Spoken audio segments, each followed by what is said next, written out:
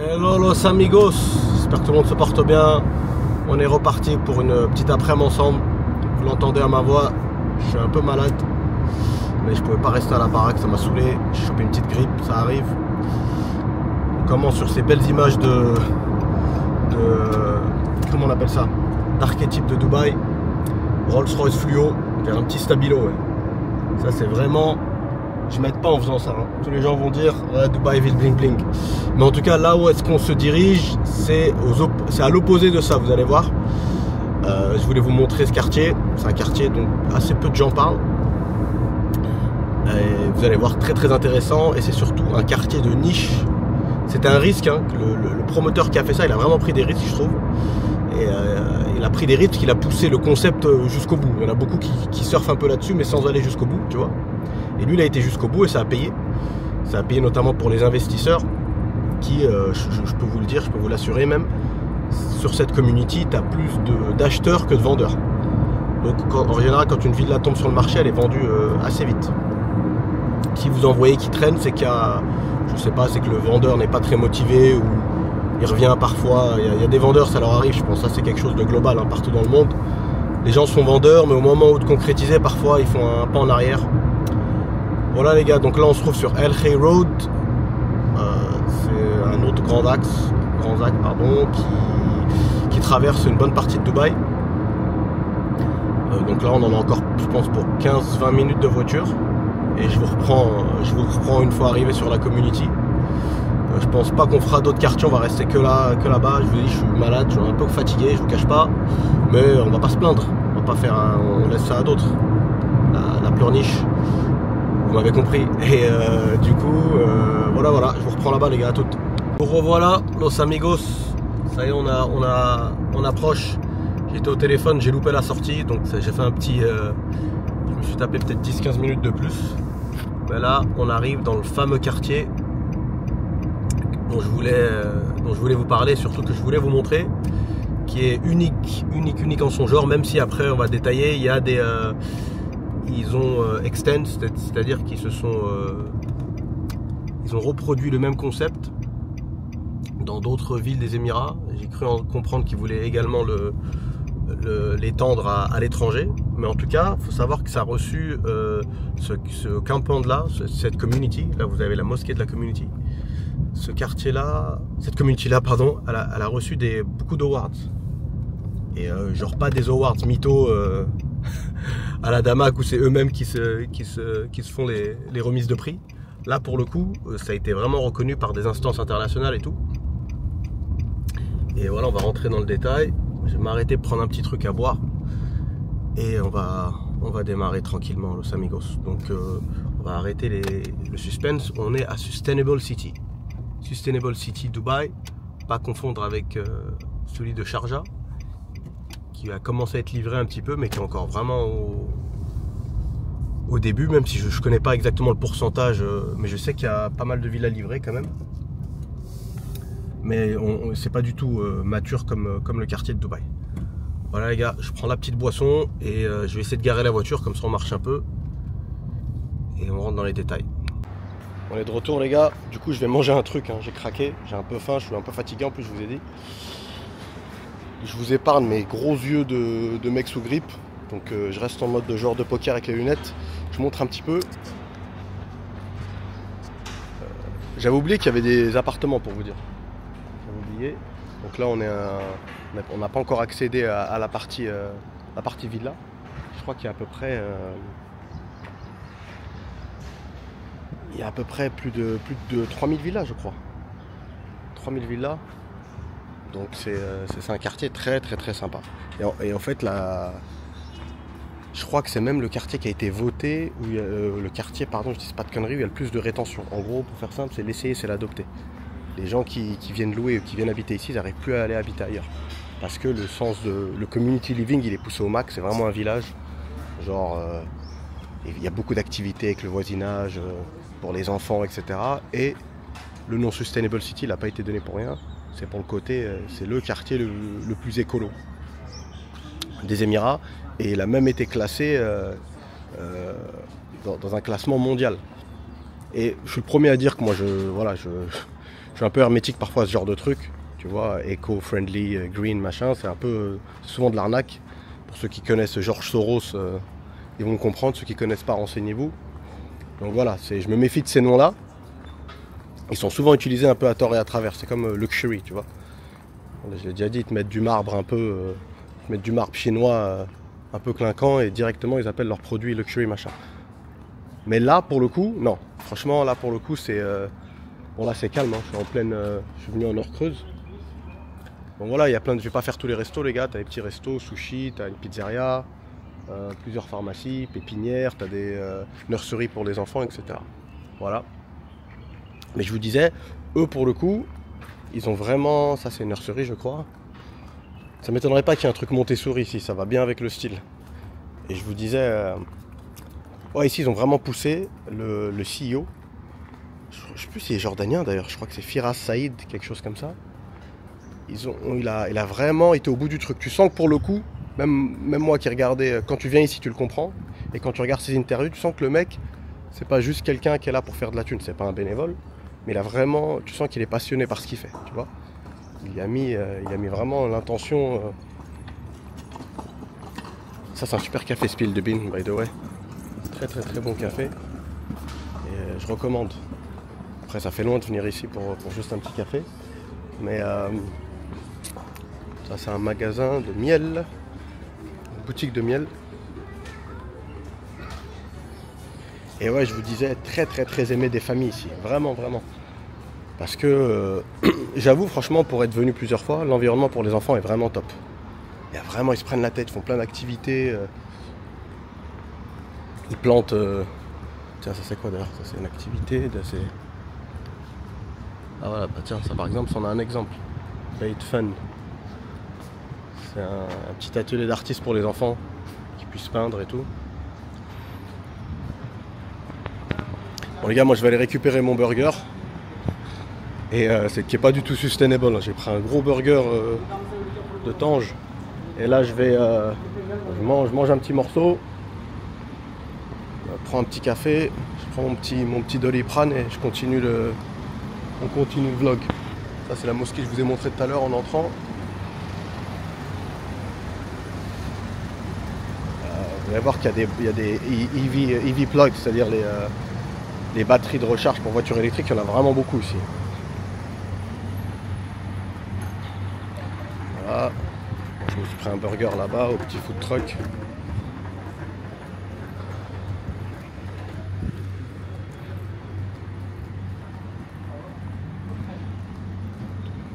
Tout le monde, beaucoup de gens aussi se baladent ici.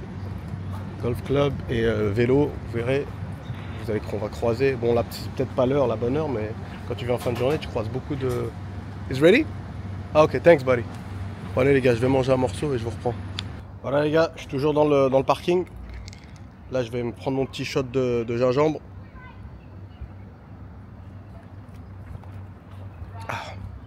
Et j'ai ramassé, j'ai fait tomber le bouchon. Et ouais, je vous disais, avant qu'on passe voir les villas, là vous allez voir, je vais essayer de vous montrer, je ne sais pas si ça sera bien visible.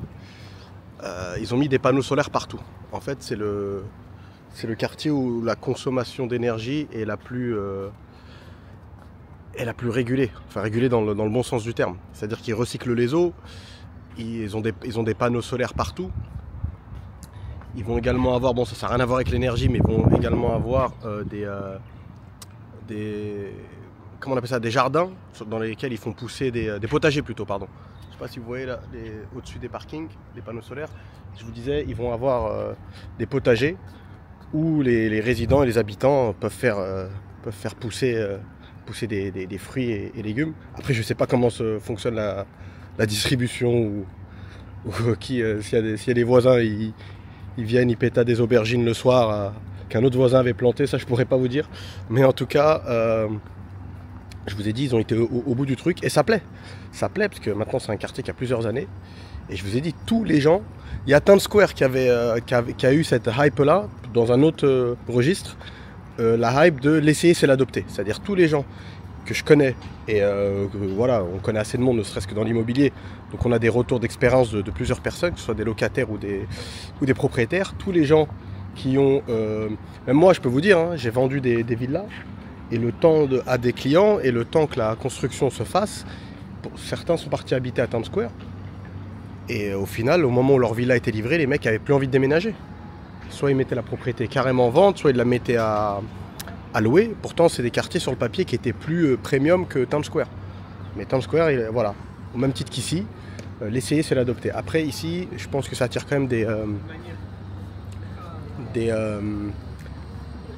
personnes avec un plus fort pouvoir d'achat que Times Square. Je dirais que c'est ça la grosse différence. Et je vous ai dit, la grande force d'ici, c'est quand vous êtes propriétaire d'une villa, quand vous voulez vendre, vous avez l'embarras du choix niveau client. Bon, on va se prendre un petit café, et après on va aller voir les villas. Un petit café sympa de bosser. Hi, how are you? Can I get a double espresso, please? For here, the espresso? Yeah, for actually, no, take away. Voilà les gars. Voilà les gars, là on a repris la voiture pour s'approcher des villas. Donc il y a piste cyclable bien évidemment. Et là-bas on dirait même une piste, je crois même qu'il y a un centre équestre ici si je dis pas de bêtises. Hein. À vérifier, mais je crois qu'il y a un centre équestre. J'ai vu aussi une piste pour courir. Ça c'est un peu classique maintenant, tu l'as beaucoup. Mais la petite partie là sous les arbres là, c'est plutôt pas mal. Et voilà, donc ça c'est... pourquoi j'ai voulu venir ici, pas juste pour vanter le côté écolo, etc. Mais vraiment pour anticiper toutes les personnes qui nous demandent... ouais, c'était... Attends, je vais prendre par là plutôt. Toutes les personnes qui nous demandent les fameux flips dont tout le monde parle à chaque fois. Il y a beaucoup de gens qui sont qui veulent se projeter comme étant marchands de biens, même si je pense que le métier de marchand de biens en France n'a rien à voir ici. Bon, il y a des choses, il y a des similitudes. Hein. Évidemment, ça reste bon, pas des fruits et légumes, ça reste des biens, de l'immobilier. Donc, bien évidemment, ça ressemble, mais il y a de grosses différences quand même. Garer mieux que ça. Je vous disais, les refs. Il y a de grandes différences. Par contre, ceux qui veulent donc se lancer là-dedans, il faut viser des quartiers comme ça, ou derrière, surtout pour tes premières opérations. Parce qu'en fait, qu'est-ce qui se passe? Les gens, bon après, je parle, vous avez compris, je parle aux gens là qui ont une limite de moyens. C'est-à-dire qu'ils veulent se lancer, mais ils y vont à tâtons un peu, ce qui est normal, je pense. À moins d'avoir plusieurs millions à jeter comme ça et tenter un coup, why not? Mais sinon, si vraiment tu veux en faire ton activité principale et tu veux y aller doucement, il faut commencer gentiment, on va dire. Et ouais, ta première, pareil, c'est un peu un enfoncement de porte ouverte, mais ta première opération, elle va tout déterminer. Donc l'idéal, c'est de se sécuriser au maximum pour le premier coup. Après, une fois que tu as vraiment mis les deux mains dedans et tu connais, je pense qu'après, tu as moins peur, même que tu as quelque chose, ça fait 3-4 mois, tu l'as terminé, tu l'as retapé, etc., toujours pas été vendu, c'est pas la panique à bord. Mais pour les premières transactions, je pense qu'il faut viser des quartiers où limite, tu as plus de potentiels acheteurs que de vendeurs. Et ça, c'est le quartier parfait. Hein. Je peux vous assurer pour certains layouts, comme on dit des gens en français à chaque fois, j'oublie. Bon, je pense que maintenant vous connaissez le mot. Hein. Pour certains layouts, il y a des listes d'attente. Il y a des personnes qui laissent des chèques et ils disent clairement, si tu as un vendeur, mais direct pour ce type de villa-là, sur Sustainable City, tu peux y aller. Tu peux y aller feu vert. Donc ça en dit long. Hein. Certains immeubles de City Walk, c'est la même chose. Donc voilà, c'est pour ceux qui veulent se lancer, comme ça, il y a des choses à connaître. Après, tu peux faire, je pense, des bien meilleurs coups dans d'autres quartiers, mais après, tu as le facteur risque de garder le bien un peu longtemps sur les bras, quoi. Et voilà, toujours, pareil, j'ai rien inventé, high risk, high reward. Plus la prise de risque est grande, plus le gain est proportionnel. Voilà, on va sortir de la voiture. Je vais essayer de vous montrer une villa quand même, vu qu'on est là. Et après, on va essayer de se balader un petit peu dans le quartier. À tout. Voilà les gars, donc là on est devant une villa. Vous pouvez voir que très peu de voitures qui circulent. Bon là, il n'y a pas juste, au moment où je dis ça, t'imagines au moment où je dis ça, il y a un gros bus qui passe. Sérieusement, au moment où je vous dis ça, il y a une voiture qui est passée. Mais c'est juste pour vous montrer, il y a vraiment beaucoup de cyclistes et ils font en sorte qu'il n'y ait pas de voitures, qu'il y ait très peu de voitures qui circulent entre les villas. Donc pour ceux qui ont des enfants, c'est plutôt cool. Là je vous montre, mais voilà, c'est vraiment juste à titre indicatif. Eux ne sont pas pris la tête, ils ont mis un gazon synthétique. Beaucoup de gens font ça maintenant. Pourtant tout ce qui est jardinage et tout, ça coûte... c'est pas très onéreux à Dubaï. Hein. L'entretien est assez facile, mais bon, c'est vrai que comme ça, on va dire, t'es plus tranquille. Vous allez voir que elles sont très spacieuses. Hop là, ça c'est pièce à vivre. Avec... That's a storage or... Oh, ok, voilà. Ah, donc là, tu as un débarras avec une powder room, la cuisine.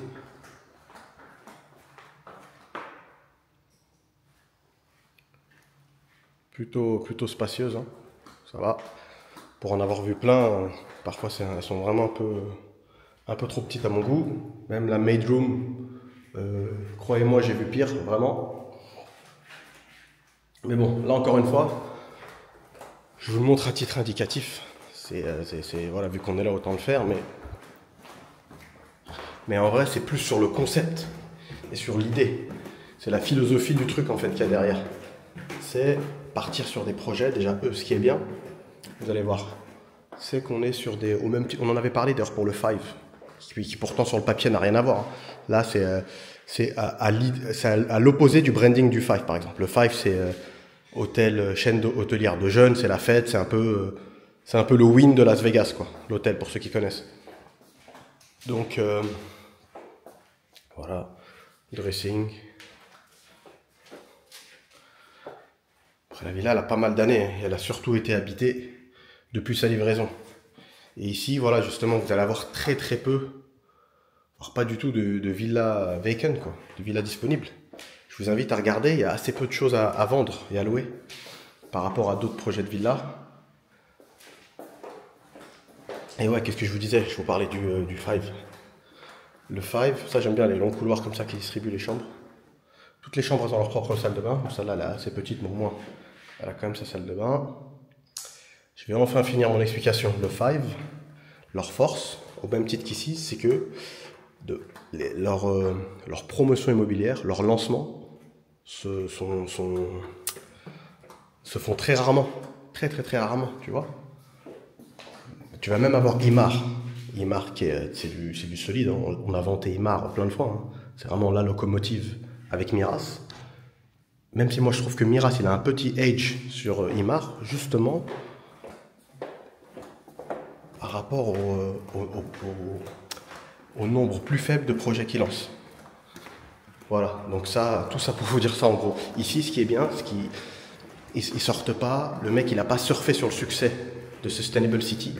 Il s'est pas mis en lancer tous les 3 mois Sustainable City, genre Martine à la plage, Martine au camping, tu vois, Sustainable City, Dubai South Sustainable City, Dubai Land, etc.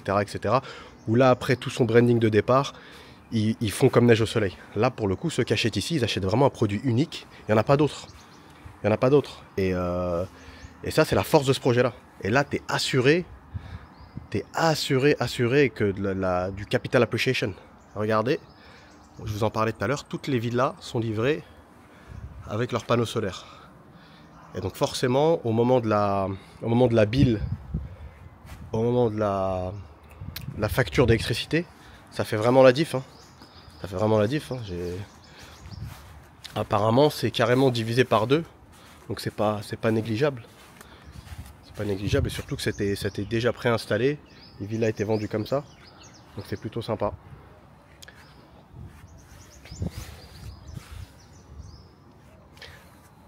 Voilà les gars. On essaye d'aller regarder un peu les amenities. Voilà les gars, nous revoilà pour la petite promenade. Et je vous disais que, je voulais vous préciser tout à l'heure qu'il n'y a que quelques villas, les plus grandes, celles-ci qui sont les Garden Villas, qui sont énormes pour le coup, qui ont leur propre garage. Toutes les autres voitures doivent se garer là-bas. Et c'est pour ça que vous allez voir devant les maisons énormément de voiturettes de golf. Donc c'est plutôt sympa, il y a pas de... Les voitures sont interdites. Donc encore une fois, ils ont été vraiment au bout du concept. Ce qui est marrant, c'est qu'ils ont délivré ce que Damac avait promis pour Akoya à l'époque, pour les anciens. Même s'il y a des bonnes choses à dire sur Damac. Franchement, d'ailleurs, je trouve qu'ils sont en train de s'améliorer, notamment sur les délais. Je vois qu'ils sont vraiment en train de bosser comme des malades sur beaucoup de chantiers qu'ils ont lancés. Hier, je me suis retrouvé à marcher au niveau du canal. Et franchement, je trouve qu'ils sont vraiment en train d'avancer. Bref, c'était la petite parenthèse refermée. Et mais pour le coup, ouais, Damac, c'est ce qu'ils avaient vendu sur le papier. Avec leur fameux branding Green is the new black, je me souviens. Akoya Oxygène. Le nom était sympa. Les brochures étaient juste incroyables. Les brochures étaient incroyables, vraiment. T'as l'impression d'acheter à Ubud, à Bali, quoi. Pour ceux qui connaissent, c'était la jungle mais à Dubaï. Mais ouais, non, ça ne l'a pas fait. Mais en fait, Damac, bon là encore une fois, je vous disais juste avant, ils sont en train franchement de changer un peu de stratégie. Et ils changent pour le mieux, on va dire. Mais ça a toujours été leur mode opérationnel. C'est-à-dire qu'ils surpromettent. Et à l'arrivée, c'est pas ce qui était annoncé, mais vu que les gens gagnent de l'argent souvent, il y avait quand même du capital appreciation, ça calme tout le monde, quoi. Parce que le nerf de la guerre, ça reste l'argent. Même si on t'avait promis dans le parc des cascades, une rivière et tout, tu ne l'as pas, mais au final, tu as quand même gagné le jour de la livraison de ta maison, tu peux la revendre 120 000 € de plus. Je pense que ça calme. Voilà. Continue la balade, je sais pas du tout par contre où se trouve tout ce qui est piscine et tout. Je vais essayer de trouver ça, qu'on regarde ça. Et après, je pense qu'on se fera un petit clap de fin. Hein. Je vous ai dit, c'était limite, fallait que je trouve vu que j'aime pas rester chez moi et j'étais malade, fallait que je me repose, mais j'avais pas envie de rester. Fallait que je me trouve un prétexte pour sortir. Donc voilà, ça a été le prétexte. Mais plus sérieusement, ouais les gars, après, vous mettez pas non plus à chercher exclusivement des projets où les gens où vous allez avoir très très peu de lancements Ah voilà, je me disais bien un centre équestre, pardon. Voilà. Donc, parce que c'est pas possible en vrai. Ça veut dire des projets comme celui-ci et des projets comme le Five, où il y a, le Five concrètement, ils ont lancé que 3 projets en tout. Donc Five JBR, Five JVC et Five Palm. Après, ils vont peut-être faire des choses dans l'avenir. Mais je veux dire, ça reste. Tu peux pas non plus te baser que là-dessus. Ça reste trop compliqué. Encore une fois, les mecs. Hein, je crois que je suis devenu l'ambassadeur du Dubaï non bling bling. Il y a plein de gens, je suis sûr que ça. Bon, maintenant, vous n'êtes plus étonnés, ceux qui regardent la chaîne depuis un moment. Et ça, c'est le genre de quartier. À chaque fois, je le dis pour rigoler. C'est le genre de quartier. T'es pas marié, t'as pas d'enfant, tu viens ici, tu veux te marier, avoir des gosses. Là-bas, de loin, je vois des poules. Je vais essayer de vous les filmer. Comme quoi que voilà. Comme toujours les mecs, hein. On aime, on n'aime pas, mais faut regarder, il y a une expression anglaise qui est, quand tu la traduis en français, c'est un peu dégueulasse. You need to look at the bigger picture. Tu dois regarder la photo en grand ou la grande photo. Je vous dis, ça sonne pas génial en français, mais jugez Dubaï dans son intégralité. Parce que je peux vous assurer que des gens qui habitent ici et qui arrivent à bosser de chez eux ou qui bossent de certains cafés ou qui vont juste, qui ont peut-être des bureaux à Motor City, mais ils sont à des années-lumière du Dubaï que certaines personnes imaginent, tu vois. Regarde, des petits canards. J'entends les poules. Je sais pas si vous entendez les poules. Quand même, c'est sympa. Il y a une école aussi, d'ailleurs, je crois. Que je dise pas de bêtises. Ça, c'est le centre équestre. Hop là. Ça, c'est les poteaux. Si vous allez à Downtown, il y a d'autres types de canards. C'est pas les mêmes. Ils roulent en Lamborghini et ils achètent des sacs Hermès à des meufs. Là on a les vrais. Hop là. Hop là. On continue la balade les gars. Et il fait frais en plus. Enfin il fait bon là sous les arbres. Franchement c'est agréable. Vraiment agréable. Et vous allez voir les petites poulettes. Tiens, la petite ferme.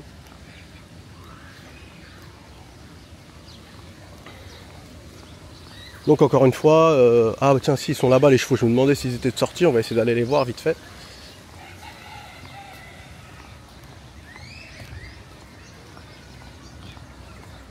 Donc c'est peut-être pas tout le monde qui sait que vous allez pouvoir trouver ça dans certains quartiers de Dubaï.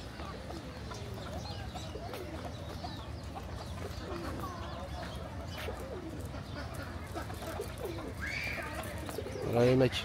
Dubaï, c'est pas que Burj Khalifa et Dubaï Mall. Hein. Mais ce qui est bien, c'est que tu peux être basé ici.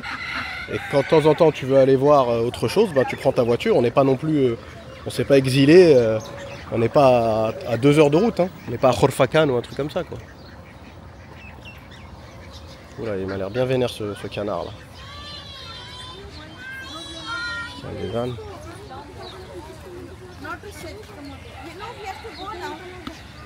Petites chèvres, des petites biquettes.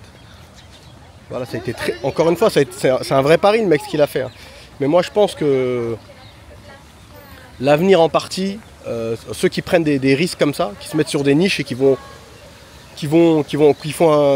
un vrai parti pris, tu vois, je pense que ça marche.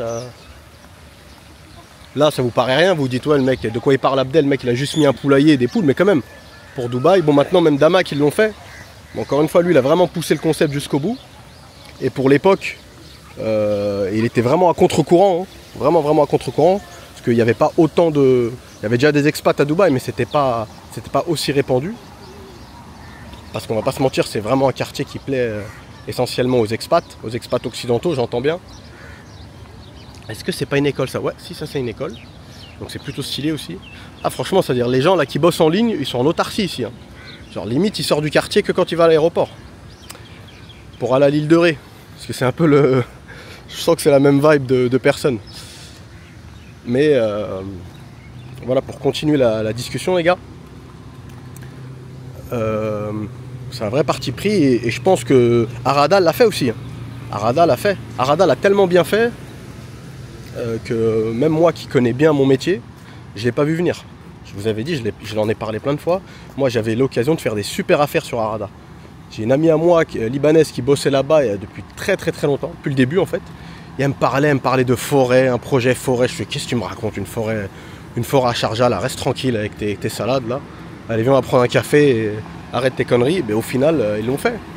Ils ont été... en fait, maintenant, je pense que pour créer... T'es obligé de donner de la valeur. Tu vois? T'es obligé de donner de la valeur et ceux qui vont s'en sortir par le haut, c'est ceux qui vont donner le plus de valeur aux gens. Et en partie, la valeur, c'est ça. Tu vois? Je parle pas de la prof d'équitation, hein. Je parle du quartier, les mecs. Parce qu'au moment où je dis ça, je zoome sur je me suis aperçu de la dinguerie que j'ai faite. Voilà, donc dites-moi ce que vous en pensez dans les commentaires. Et dites-moi si ce quartier vous surprend ou pas. Vous saviez qu'il y avait ça du coup. Ah, il fait bon, ça fait du bien. Voilà les gars, je vais voir, je vais encore circuler un petit peu. Mais après je pense que vous avez compris le principe. Ce que je vous ai la chose sur laquelle j'ai pas insisté tout à l'heure, c'est la sphère un peu. Je vous ai filmé une sphère, il me semble que c'est là où il y a le recyclage des eaux. Si je dis pas de bêtises. Il y a un truc qui est lié à l'eau. Pareil, hein, je pourrais vous la faire. Je filme, mais en même temps je tiens mon téléphone et je lis ChatGPT, mais franchement, voilà, c'est pas la marque de fabrique de la maison Marina Emo fondée en 1970. Après ceux qui sont intéressés ils pourront lire plus amplement. Il faut savoir qu'ils ont le Sustainable City à Sharjah maintenant. Ils ont beaucoup de stocks disponibles. Hein. Ça c'est pas si bien vendu que ça. Je pense que c'est la géolocalisation.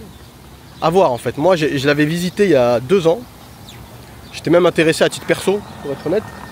Et j'ai pas été conquis. Mais après voilà, Dubaï, il faut savoir se projeter. Et même moi qui connais très bien, parfois j'ai du mal à me projeter, faut reconnaître. Voilà, là-bas vous allez avoir un dog park, un parc pour chiens. Donc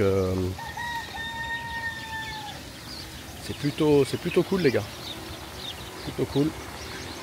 Toutes les petites voiturettes de golf. Pas de bruit de voiture, c'est très agréable.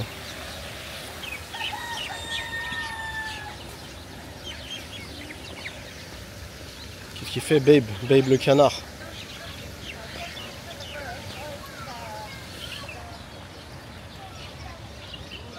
Je vous disais tout à l'heure, ils font souvent des événements par contre. Ils s'occupent très bien de leur quartier. C'est-à-dire qu'il y a souvent des events, des brocantes, des choses comme ça. Donc c'est pour le coup je trouve ça bien, tu vois. C'est pas juste c'est le bien est vendu, ils ont touché l'argent et après ils passent à autre chose et voilà quoi. Next, prochain projet, non. Il y a eu également le quartier, j'ai toujours voulu y aller d'ailleurs, faire un vlog là-bas, mais j'ai pas trop le temps. Ce serait bien qu'on vous le montre un de ces quatre. C'est à Abu Dhabi, c'est Mamzar. Mamzar qui est aussi pareil, une prouesse en termes de éco-living. C'est vraiment stylé, j'ai toujours voulu le voir. En vrai, j'ai un pote qui a bossé un moment et qui me montrait les vidéos, je trouvais ça stylé et sympa. Mais donc ça c'est Fair Green International School. Même pour l'école, super environnement je trouve. Hein. T'imagines, t'habites ici, l'école est là, t'as le plaisir de déposer tes enfants à pied à l'école. Ça je peux vous assurer que c'est un luxe à Dubaï. Hein. Un petit café, machin. Et qu'est-ce que je vous disais? De quoi je vous parlais? Mince. Ouais, mais Mamzar, bizarre, parce que ça a été livré il y a très très longtemps. Ça a été lancé il y a très très longtemps. Et connaissant l'efficacité des gens d'Abu Dhabi, que ce soit le gouvernement ou en général les gens qui sont en place à Abu Dhabi, j'ai limite l'impression que c'était un truc, fallait qu'ils en passent par là pour... tu vois, c'était un peu un truc l'ordre mondial. Vous, ils vous font un quartier écolo de force, tu vois. Et ils ont fait ça. Parce que j'ai pas l'impression que ça a explosé le truc. Pourtant, je vous le redis, hein, Abu Dhabi, c'est next level, les gars. Moi, je vous le dis sincèrement, s'il fallait trouver un Monaco au Moyen-Orient, c'est clairement Saadiyat Island. Hein. Saadiyat Island, vous allez voir, je pense que dans 10 ans, ça sera vraiment, vraiment quelque chose. Ça va pas rigoler. Et Abu Dhabi, ils se trompent rarement. Ils font moins de bruit que Dubaï, mais c'est une frappe, une lucarne. Hein. Et dommage, il n'y a pas Ben, là, vous aurez fait une petite série là, avec le petit Marcel à la Vandame. Ben qui est à Paris là. Ben qui est à Paris. Et même moi là, je vais essayer d'enchaîner quelques vlogs. Parce qu'après j'ai un voyage. D'ailleurs dites-moi, je vais retourner enfin c'est sûr même je vais en faire, parce que je vais retourner en Arabie Saoudite. Cette fois-ci je vais pas avoir la famille avec moi et ça sera pas le Ramadan. Donc je pense que je vais faire un vlog plus poussé, plus quali. Plus quali parce que la dernière fois, déjà merci parce que vous l'avez quand même regardé. J'étais pas très content du résultat, je vais pas vous mentir. J'aurais pu faire mieux, mais je filmais souvent de nuit et avec la fatigue du Ramadan et avec la famille et tout.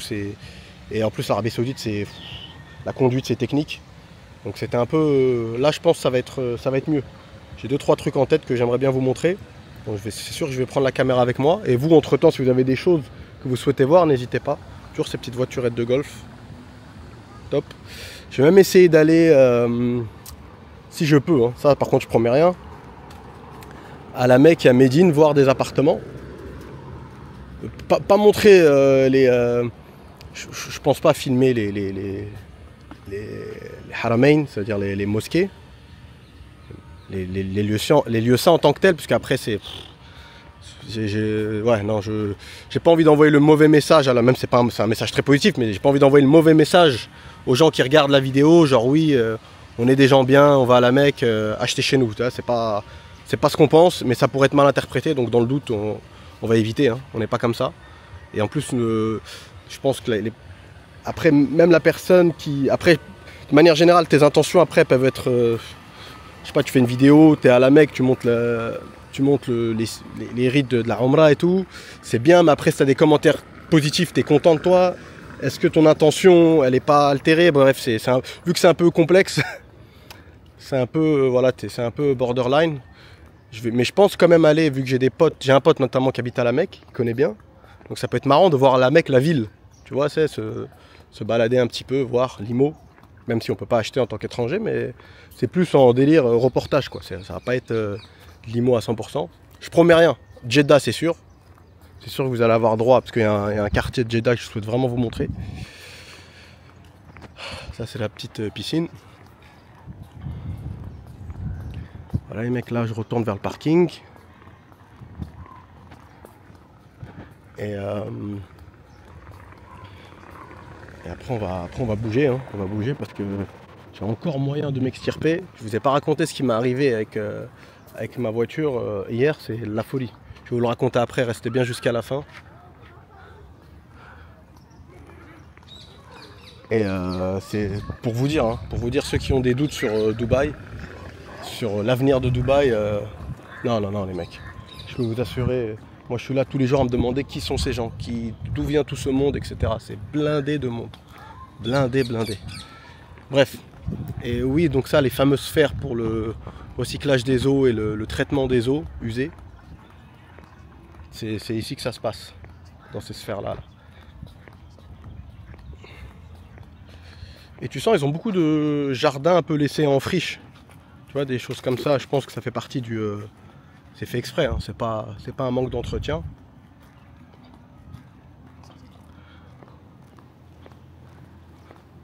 Pareil, je pense que les poubelles, niveau poubelle, là on est en... On coche toutes les cases là. Hein. Paper and cardboard, plastic, general waste, metal, glass. Donc là, il y a vraiment de quoi faire.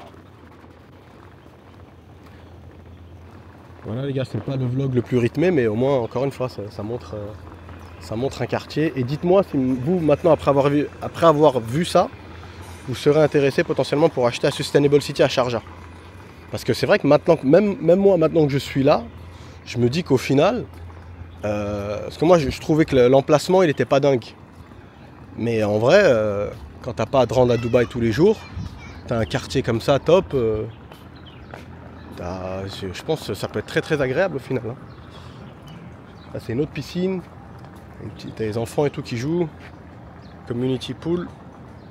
Je vais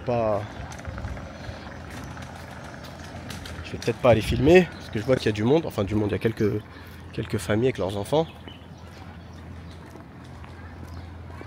Voilà les gars, je vais voir ce qu'il y a au bout. Et je vous reprends. Regardez ça les gars. Petits oiseaux qui chantent. Franchement, je pense pas que, je sais pas si à travers la vidéo l'énergie du quartier va ressortir. C'est compliqué. C'est compliqué de transmettre ça à travers une vidéo, mais je peux vous assurer que c'est très relax. Une ambiance extrêmement relaxe.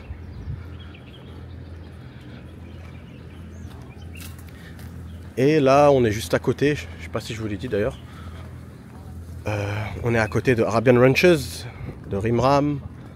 On est juste en face de Motor City. Donc c'est pas, encore une fois, on n'est pas isolé à l'autre bout de la planète.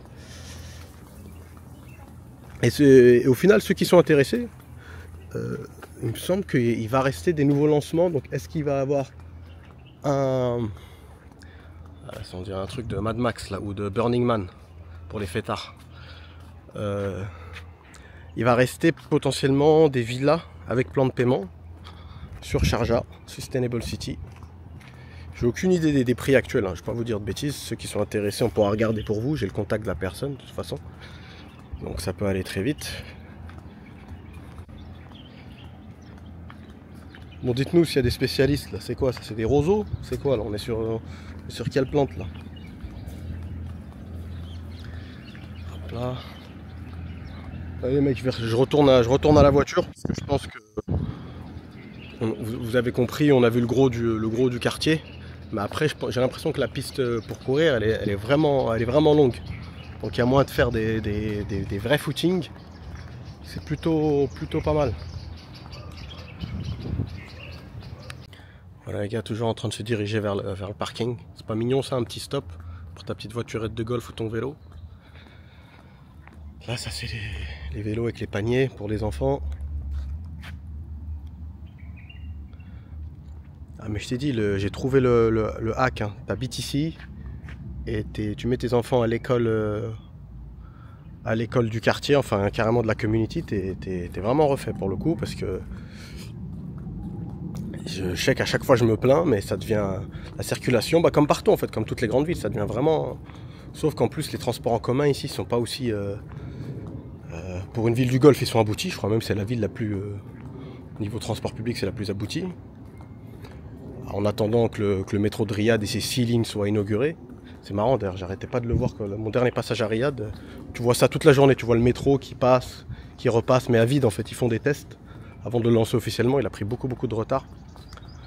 Et Mais ouais, donc franchement, moi j'ai des potes, ils se réveillent vraiment tôt. Hein.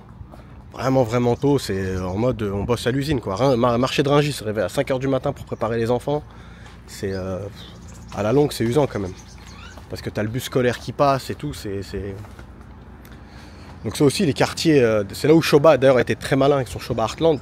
Moi demain, si j'avais les fonds et j'étais amené à me lancer dans la promotion immobilière comme ça de grande envergure, je pense que c'est quelque chose que je ferais. Et limite, je donnerais un tarif préférentiel. Tu donnes un tarif pour la location, soit tu construis carrément la bâtisse, tu construis le bien en lui-même et après tu fais une sorte d'appel d'offres pour faire venir, pardon, j'avais mon gobelet de café dans la bouche, pour faire venir une école réputée, très chère, qui forcément va attirer des gens qui ont un fort pouvoir d'achat, qui eux aussi vont peut-être en avoir marre de faire des longs trajets, donc pourquoi pas habiter dans le quartier en question, tu vois.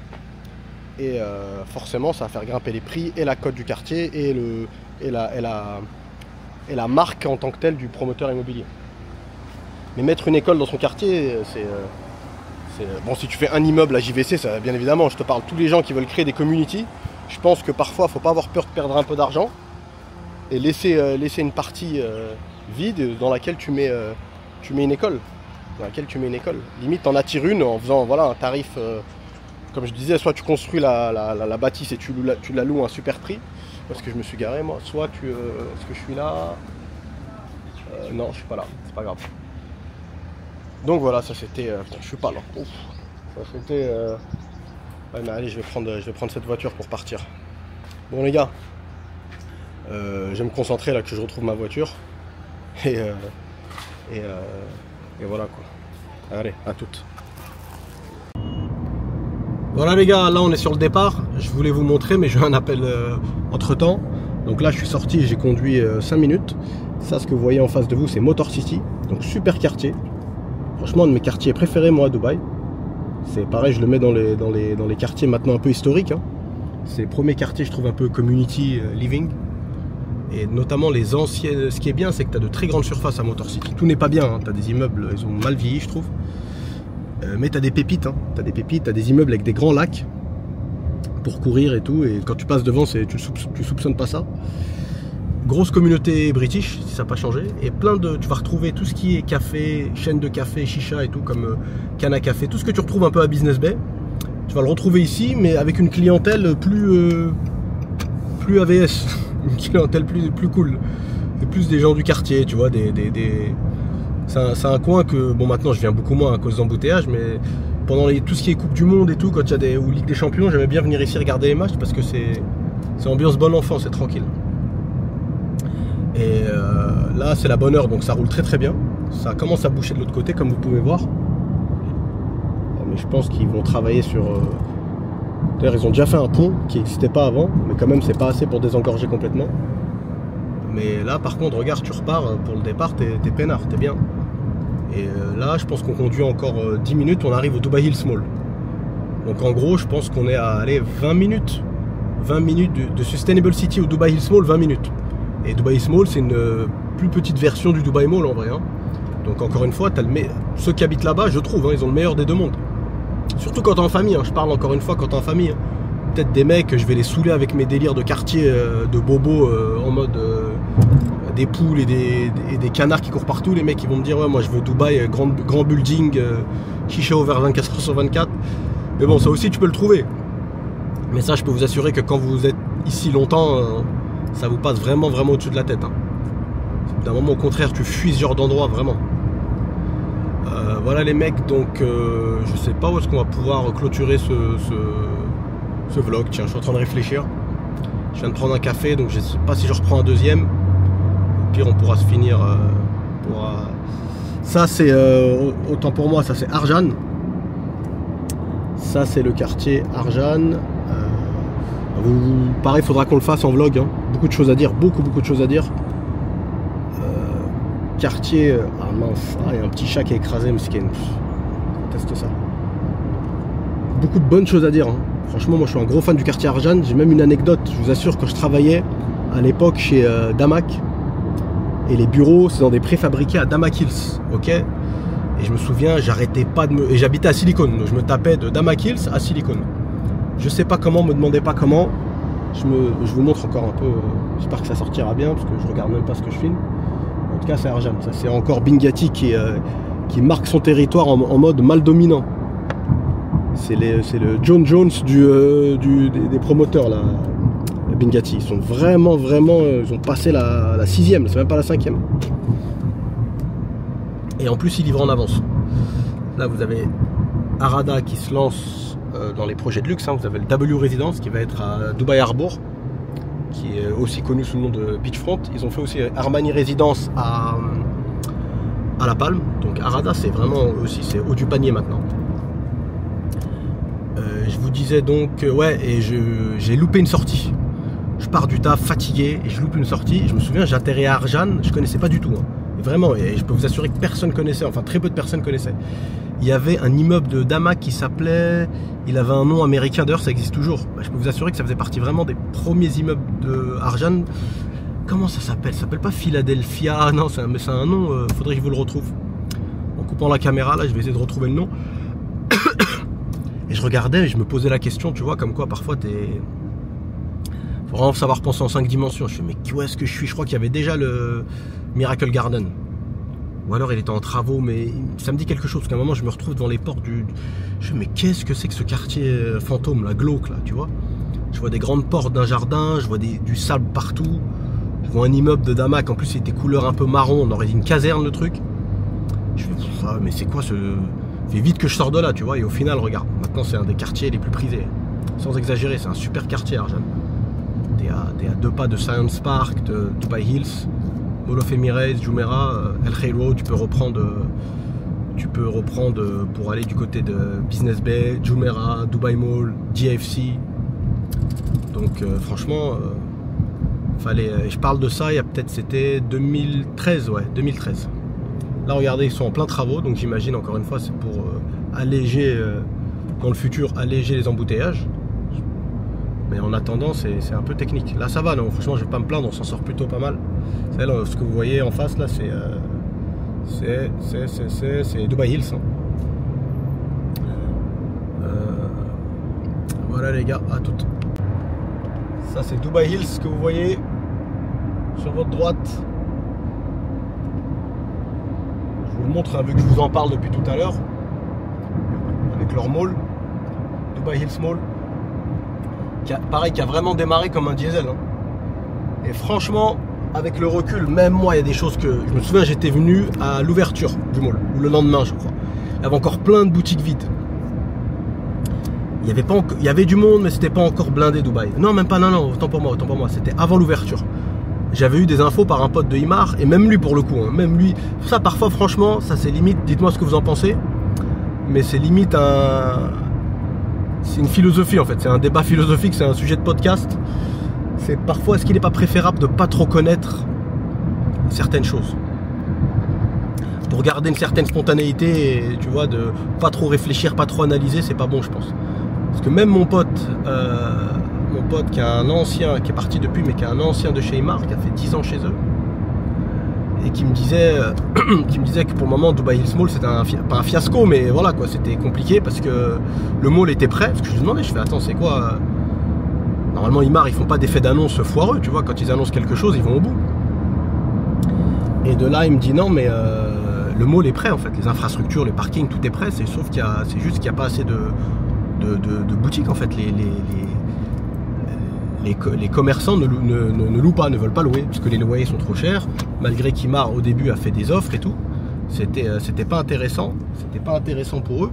Et donc c'était un mall, si ça allait ouvrir, ça allait être un mall fantôme. Donc Imar, pour son image de marque, ne voulait absolument pas ça, même si Imar sont très forts dans la mesure où ils ont déjà des marques en interne. Ça c'est quelque chose de très très malin d'ailleurs. Ça pousse d'autres commerçants à se lancer, parce que tu vois un café qui a ouvert.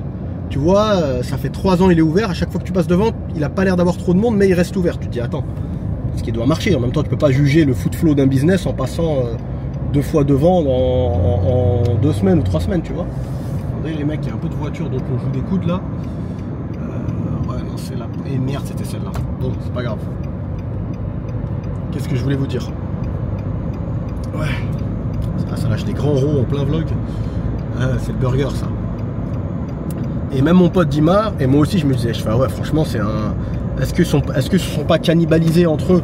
Parce qu'au final, quand ça roule bien, le Dubai Hills Mall, il est allé 15 minutes du Dubai Mall, tu vois. Au même moment, ils avaient fini l'extension. Dans l'extension de Dubai Mall, elle était encore fraîche, tu vois. Il n'y avait pas encore autant de monde que ça, donc tu te poses des questions. Tu te dis, attends, c'est pas. Est-ce qu'ils l'ont joué? Est-ce qu'ils n'ont pas abusé? Mais non.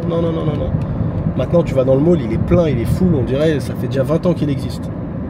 Donc, encore une fois. Et ouais, non, pour revenir à ce que je disais, pardon, Imar. Hop là, ça chauffe derrière moi, là, qu'est-ce qui se passe? Je suis en mode Mario Kart. Je me suis mis 2-3 carapaces de tortues autour de moi. Ouais, je vous disais. Imar, ils sont propriétaires de marques. Donc forcément, ils ne payent pas de loyer. Donc forcément, ça peut donner une image erronée à d'autres commerçants. Ils disent, punaise, si le mec il reste ouvert avec un tel loyer, il se renseigne, il voit que le loyer pour une superficie équivalente, c'est tant. Genre le mec il paye, je sais pas moi, 20 000 € de loyer mensuel. Et attends, si le mec à 20 000 €, ça fait 3 ans, il reste ouvert, il est pas fou le mec. Et lui aussi après il se lance. Bref, c'était la petite partie business analysis. Bon, vu où est-ce qu'on est sorti, je vais vous emmener dans une ancienne adresse à moi. C'est vraiment parce que vous êtes sympa. Normalement, j'emmène pas grand monde ici. Il n'y a pas l'air d'avoir beaucoup de place où se garer. C'est toujours la merde un peu ici. Bon, allez. On va prendre vite fait un café en speed. On se dit au revoir et à la prochaine. De retour les gars. À mon avis, on va pas finir le vlog là-dessus. On va finir sur une autre note. Vu que c'est bientôt le Asr, on va profiter pour aller prier. Et on va essayer de finir dans une belle mosquée, tiens. C'est plus agréable qu'un café. Et là, cet endroit-là, il a une particularité. C'est un mot que j'emploie souvent, ça d'ailleurs. J'ai beaucoup de tics de langage. Hein. Je touche souvent ma barbe, mon nez, mes oreilles. J'ai remarqué ça dans les vlogs, même si j'ai du mal à les regarder moi-même. En fait, le propriétaire, il m'a beaucoup aidé, le propriétaire d'ici. Je vais vous montrer dans quelques secondes où est-ce que je suis. Je suis dans la zone industrielle. Et je vais vous parler d'un des business que j'ai fait qui a foiré. Parce que votre pote Abdel, il a du pif, il a lancé un business lié au tourisme juste avant le Covid. Malin. Mais plus sérieusement, j'ai limité la casse grâce au propriétaire de cet endroit-là. En gros, c'est la petite partie business anecdote. Hein. Parce qu'avec Ben, on a lancé plusieurs business, beaucoup qui n'ont pas marché, certains qui ont marché. Mais au moins, on a appris beaucoup. Moi, j'avais vu, je voulais faire un truc, en fait, à Dubaï, ce qui est intéressant de faire, dans tous les pays du Golfe, il faut toujours essayer de si tu peux, hein, je vous disais les gars, dans la mesure du possible, c'est bien de se calquer sur les prévisions faites par l'État. Je m'explique. En fait, à la différence peut-être de la France, etc., les pays du Golfe, surtout Dubaï, surtout les Émirats, quand ils annoncent quelque chose, le plan d'action est mis en marche très très rapidement. Donc si Dubaï annonce qu'ils veulent être la première destination touristique au monde, dès demain, ils vont se mettre à bosser dessus, tu vois. Pareil, je pense qu'en Arabie Saoudite, c'est le même principe. Hein. Les gens qui arrivent à se caler, c'est un autre marché, mais les gens qui arrivent à se caler dans un business qui correspond à la vision 2030, ils sont plutôt pas mal. Parenthèse refermée. Et je me suis dit, bon, nous, la chance qu'on a, c'est que mine de rien, on vient de Paris. Paris, ça reste, que t'aimes ou t'aimes pas, ça reste une des villes les plus visitées au monde. La France, ça reste un des pays numéro 1. Je crois même que c'est le pays numéro 1, en tant que pays, pas en tant que ville. Parce que les villes, je crois que c'est entre Istanbul et Bangkok. Bref. Et je me suis dit, bon, il y a une grosse expérience du tourisme en France. J'étais sur TripAdvisor, j'ai regardé les tours de Paris les mieux notés. Et j'ai vu que il y en avait 600 recensés, c'est énorme. Imaginez-vous, 600 tours recensés. Celui qui était classé 3e en termes de notes, c'était un tour qui s'appelait le Rétro Tour. C'est des mecs qui avaient le délire, pour ceux qui connaissent, Café Racer. C'est un peu, bon, j'ai essayé de faire du concret, pas parler trop vague. Café Racer, c'est en fait, c'est un tour c'est des tours de Paris, customisés, personnalisés, dans des motos rétro, avec un sidecar. Donc tu as ton chauffeur qui est en moto, toi tu es assis dans le sidecar. À Paris, ils peuvent même prendre 2 personnes, une personne à l'arrière, donc je trouve pas ça ouf, et une personne assise dans le sidecar. Avec le mec, il a tout ce qu'il faut, hein, c'est-à-dire il a aussi le look qui va avec le concept. Habillé rétro, la petite moustache levée et compagnie, quoi. Et surtout, il va dans des endroits de Paris, dans certains cas un peu insolites, genre la rue la plus courte, la rue la plus longue, il explique. En fait, c'est un tour plus personnalisé que le bus tour là, avec les écouteurs, où tu as une voix de robot qui te parle. Là, c'est un vrai Parisien qui t'explique, etc., qui te donne des anecdotes, qui te montre le plus vieux, le plus ancien qui a fait de Paris, des choses comme ça, tu vois. Après, tu peux customiser. Ils ont fait aussi beaucoup de team building. Tu sais, tu bosses avec les CE d'entreprise. Et je me dis, si ça fonctionnait à Paris, alors que le temps, il est merdique, je me dis qu'à Dubaï, ça va fonctionner, tu vois. La météo, surtout le soir, elle est top pour la moto. L'hiver, je parle, on est d'accord. Mais je me rends compte maintenant, même l'été, ça aurait pu marcher. Parce que je vois les safaris dans le désert et les quads, ils bossent jusqu'au mois de juillet. Ça m'étonnera toujours. Bref. Et donc, qu'est-ce que je fais? Je me lance. J'ouvre la licence, je prends les agréments, etc. Et moi, mon but, je suis pas fou. Vu que je m'étais vraiment fixé, je me suis dit, ça va être que saisonnier. Donc moi je comptais plus sur faire ça 1 à 2 ans, faire monter la marque et après essayer d'avoir des financements de la ville de Dubaï, tu vois, parce qu'au final tu mets en avant, tu promeus Dubaï et tu promeus aussi la culture émirati. Le but c'était de prendre des Arabes, peut-être pas des Émiratis ou alors des Émiratis d'Ajman et tout, des gens qui peuvent bosser pour des salaires plus bas, mais j'allais commencer à recruter des Égyptiens notamment, faire un mix de vêtements rétro, vintage. J'avais même trouvé un fournisseur à Paris qui me fournissait des vêtements de l'après-guerre, etc. Mais que j'avais réussi à customiser avec des touches un peu arabes. C'était délire un peu Laurence d'Arabie. J'avais fait faire des casques à Jakarta, je me souviens, qui avaient sur les casques, tu avais le pattern comment on appelle ça, du schmag. Tu sais, vous savez, le truc qui ressemble au couvercle bonne maman, là, les carreaux. Donc c'était, si tu veux, le branding, il était au point. J'avais même mis en place un système où tu pouvais appeler un rider qui vienne te déposer en soirée. Parce que Dubaï, c'est très dur. J'étais parti du constat que c'est très dur. Au final, tu arrives même en Porsche Cayenne, en Porsche 911 à Dubaï, tu arrives devant un voiturier d'un restaurant ou d'une boîte de nuit, tu vas impressionner personne. Personne va prêter attention. Thank you very much. Et vu qu'on est dans on était déjà à l'ère de l'attention, à moins que vraiment que tu arrives en Bugatti ou une Aston Martin vintage, un truc comme ça, ou SLR, c'est dur c'est dur de surprendre à Dubaï. Alors que si tu arrivais avec un mec comme ça, super stylé, il te dépose dans une moto vintage, le mec il descend de la moto, il te tient la main pour te faire descendre du sidecar, il t'accompagne jusque devant la porte de la boîte ou du restaurant, je me suis dit ça va faire mouche, tu vois. C'est comme ça que j'avais gambergé. Et là, je me souviens, tout ça pour vous dire quoi, je commande une première moto, la marque c'est Ural. C'est une marque de moto russe qui font partie des rares constructeurs qui font encore des sidecars. C'est-à-dire la moto est déjà fabriquée avec le sidecar. Tu n'achètes pas la moto et le sidecar à côté. Et je viens dans ce café-là, on me présente le propriétaire de ce café, parce que je voulais faire un événement avec des clubs de bikers à Dubaï, tu vois, faire un tour dans tout Dubaï et tout, avec quelqu'un qui filme et tout. Et je sympathise bien avec le mec. Et un autre mec, Louhey d'ailleurs, super gars, un palestinien qui est le directeur du club de bikers de Dubaï. J'avais même aussi rencontré une femme libanaise qui est la directrice du club de bikers femmes de tout le Golfe, toute la région, Moyen-Orient, même le Liban et tout. Bref, je vous la fais courte. À chaque fois je dis je vous la fais courte et je la fais super longue au final. Et le mec m'a conseillé sur quelle moto acheter. Vous allez voir, ça a son importance. Maintenant on est fin 2018. Fin 2018, pour le moment, toutes les planètes sont alignées, les mecs ils kiffent le concept et tout, ils me disent vas-y on va te donner de la force et tout avec les clubs de riders. J'ai même des mecs qui me disent si tu veux de temps en temps on peut faire des extras. Moi je viens, je te le fais gratuit, alors t'as même pas à me payer, le mec c'est tellement un plaisir, en plus les mecs se sont dit on va rencontrer des meufs, tu vas parler à des touristes et tout, les mecs ils étaient contents quoi. Et le mec il me dit non, surtout Ural c'est compliqué, elles sont chères et en plus l'entretien est pas génial. Il n'y a pas de garage spécialisé sur ces bécanes là, tu vas galérer. Moi je l'avais fait livrer de Russie, d'un constructeur à Saint-Pétersbourg. Bref, j'avais un peu galéré en douane et tout, bon bref c'est une autre histoire ça. Donc sur les conseils du gars, je vais acheter des Royal Enfield. Royal Enfield c'est des motos rétro, vous pouvez retrouver d'ailleurs à Paris, ça marche bien. Et c'est une marque indienne et c'est pas cher du tout, pas cher. Et j'ai fait attacher des sidecars que j'avais achetés en Inde. Du coup la moto m'est revenue à pas cher du tout. Et l'entretien, Royal Enfield, les Indiens, c'est comme tu dis, une Clio pour un Français, quoi. Tous les garagistes, ils savent bosser dessus. Et voilà, ça tarde un peu pour plein de raisons. Même moi, comme d'hab, sur tous les business, j'ai plus de dépenses que prévu. Donc j'ai un petit jocal à un moment sur le trajet. Covid arrive, je me retrouve voilà, à rien faire avec les motos garées et tout, je louais un box en plus.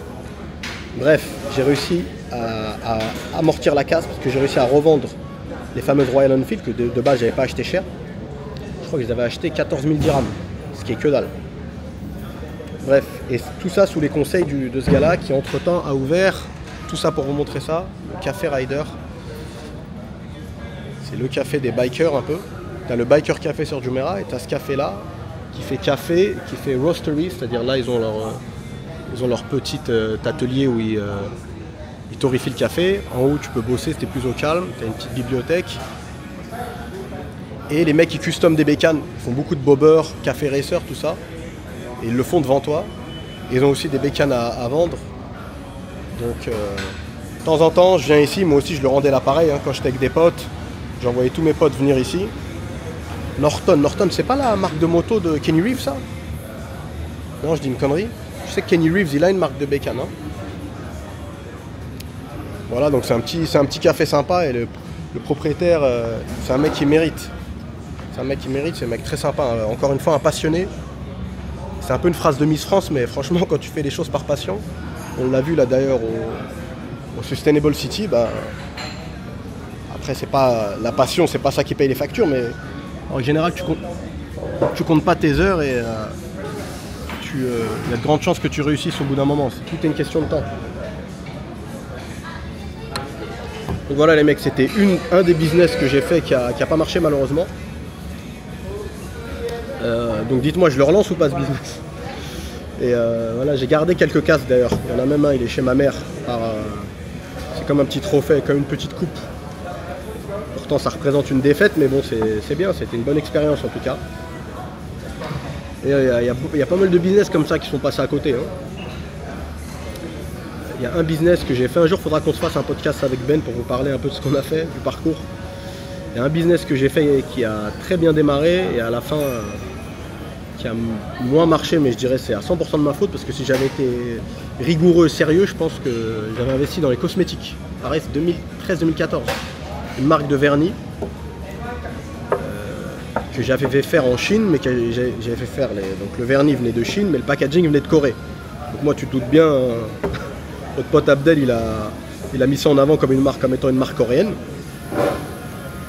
Bon après avec le recul niveau éthique, est-ce que c'était bien? Je pense pas forcément, mais après quand les personnes creusaient et me demandaient vraiment, j'expliquais quand même toute l'histoire, tu vois. Mais le branding était vraiment branding coréen, les modèles choisis et tout. Et c'était pas du vernis que tu achetais en grande surface ou des choses comme ça ou chez Sephora, c'est les vernis qui sont achetés par les professionnels. Donc je vendais et franchement le démarrage quand j'y repense il a été fou. J'ai gagné des bonnes sommes pour l'époque très rapidement. Et j'ai notamment réussi à avoir de très grosses chaînes de beauty salon, notamment Tip & Toes, Sister Saloon. J'avais qui aussi? J'avais un salon aussi qui s'appelait La Mer sur Jumeirah. Et Tip & Toes, je me souviens sur la fin, j'étais même en pourparler pour lui faire des bouteilles personnalisées, tu vois, OEM, au nom de sa marque et tout. Bon bref, après c'est moi, je commençais à... Les gens ils m'appelaient et moi j'étais là à prendre des cours de surf à Bali plutôt que de bosser quoi. Forcément ça peut pas marcher. Ça avait bien démarré franchement. Beaucoup d'argent dans les cosmétiques, de toute façon je vous apprends rien. Voilà les gars. Can I get the beer please? Yeah sure. Voilà les refrains, donc je finis le café, on va aller prier et là pour le coup on va se quitter là-dessus. Ciao ciao. Los amigos, nous revoilà sur la route, on se dirige vers une mosquée que j'affectionne beaucoup. Au passage on va passer devant la maison à Abdallah Jules César. Elle me fait délirer cette maison à chaque fois. Elle est vraiment style romain. Hop là. Donc on est de retour dans le quartier Jumeirah / Al-Wasel. Vous connaissez maintenant. Quartier où les étrangers ne peuvent pas acheter. D'où la valeur de ce quartier. Ça aussi c'est le quartier, enfin c'est un quartier historique qui est devenu, il y a une invasion, d'ailleurs franchement je comprends pas comment ils font. Il y a une invasion, moi qui vous savez je suis un grand buveur de café. Ceux qui sont à Dubaï qui regardent la vidéo ils vont savoir de quoi je parle. Tu prends une avenue comme Al-Wasel Road, Avant, c'était que des dentistes et cliniques de chirurgie esthétique et enhancement, on va dire ça comme ça. Clinique pour la peau, spa pour cheveux, toutes ces conneries là. Et il y en a de plus en plus qui ferment, mais ce qui est ouf, c'est que des cafés specialty coffee là. Il n'y a que ça, c'est juste, c'est incroyable, tu vois. À terme, franchement, je pense pas que ce soit la bonne stratégie. Mais bon, ça, c'est pas mon problème. Mais c'est vraiment impressionnant. C'est-à-dire, si vous prenez le quartier qui est en face de Box Park, il n'y a que ça qui ouvre. Bon, tant mieux pour nous, buveurs de café, tu vois, c'est plutôt sympa. Mais moi, je pense, pour les gens qui sont intéressés pour ouvrir des business food and beverage, moi, je pense que Dubaï est encore la place, mais c'est très technique, vraiment. Hein. Soit tu as un business model où tous les 2 ans, tu changes ton branding, ou tous les ans même. Tu gardes la coquille, mais tu changes complètement. Et il faut que tu fasses les choses vraiment, faut que tu sois malin sur ce que tu mets en avant. Ou soit tu te mets dans des endroits, où est-ce qu'on était tout à l'heure. Il faut savoir que le café que j'ai pris, le café Spill the Bean là, à Sustainable City, le premier café que j'ai pris tout à l'heure après avoir pris le burger, c'est un café qui était ouvert, si je dis pas de conneries, il était ouvert ici, hein. Il était ouvert dans ce quartier là, je crois même qu'il était, est-ce qu'il n'était pas à Sunset Mall? Je crois qu'il était à Sunset Mall ou sur Al Wasl Road, bon bref, pas d'importance, il a fermé, il est parti ouvrir là-bas. Et là-bas, à mon avis, c'est la star, vous connaissez, le Royaume des Aveugles, le borgné roi. Vaut mieux être le café du quartier, du compound, de la community, de la résidence, et petit à petit, au bout d'un moment, c'est pas une secte non plus, c'est pas Raël, hein, c'est-à-dire les gens qui habitent ce quartier, ils sont amenés à avoir des gens qui leur rendent visite, potentiellement, et moi je sais que j'ai des potes à moi qui viennent dans mon quartier pour... Ah bah tiens, regardez, vous voyez, la personne qui sort là, qui est dans la voiture, c'est Monsieur Al-Abtour, du groupe Al-Abtour, je viens de le voir là à l'instant.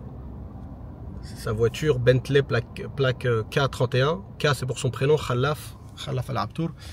C'est un des précurseurs hein, de Dubaï. Hein.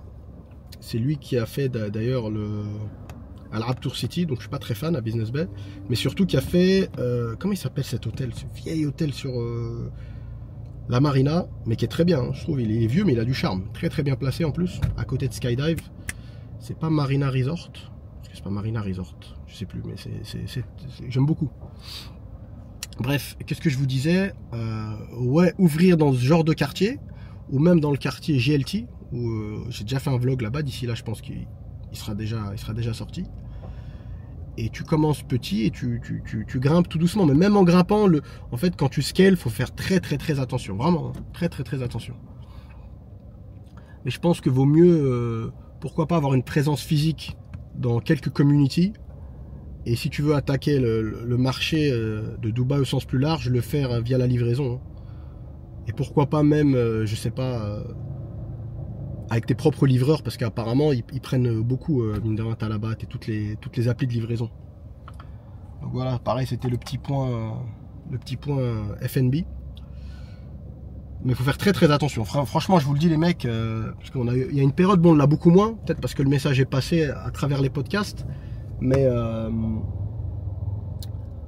un moment, on avait beaucoup de questions de personnes qui achetaient de l'immobilier et qui après commençaient à se projeter pour s'expatrier. Et c'est des personnes qui souvent avaient une trajectoire qui était assez successful en France, due à